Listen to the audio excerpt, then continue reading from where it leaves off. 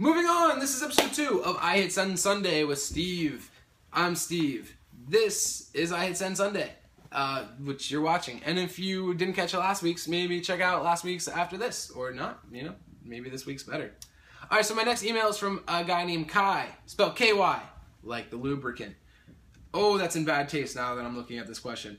Hey Steve, your videos are both amusing and helpful, so props for you for keeping me hooked. Thank you for letting me have you hooked. Kai, man, thank you. That means the world to me. My name's Kai, pronounced like Kai, and I guess my question is in regards to self-esteem. I sometimes feel intimidated around other guys because I don't think I'm as Tumblr or Instagram worthy, especially with all the subcategories of gays and racial stereotypes.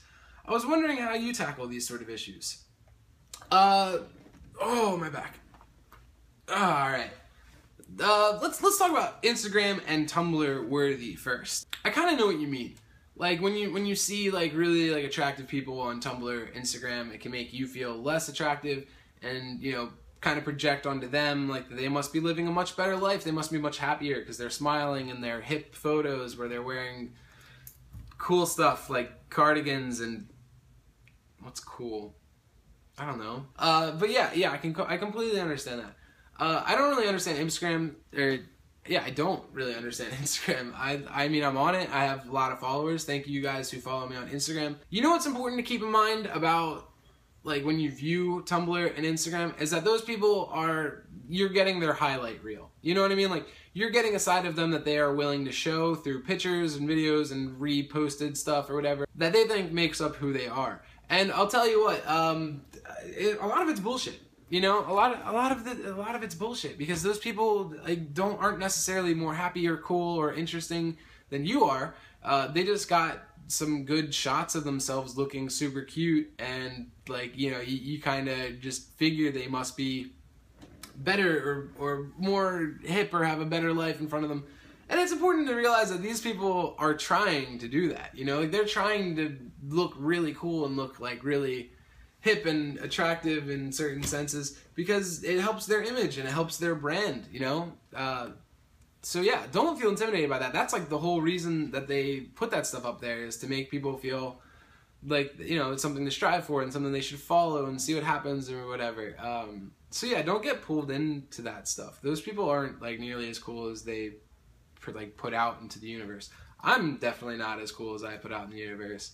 Do I come off as cool? Now, subcategories of gays, you find that it's like even harder when there's like labels for gays. So I think it would be fun if we talk about some of those labels. So we all know what a top is. We all know what a bottom is, I think, probably. It's the receiving and the giving. And then there's versatile, which is both. When you're versatile, you kind of accept all forms of pleasure. Twink, of course. There's generally quite young, 18 to mid-20s, skinny, have essentially no body hair, and are frequently found applying foundation or fake tanning lotion. It's kind of mean. I feel like there's too much in that definition. Bear, cub, otter, chaser, aka chubby chaser. You know, lipstick lesbians, fag hag, fruit fly, fag stag, gay curious. What the hell is a hasbian? Oh, it's a lesbian who chose to live a heterosexual life. Well, okay, so yeah, you know, there is tons of labels and definitions and stuff.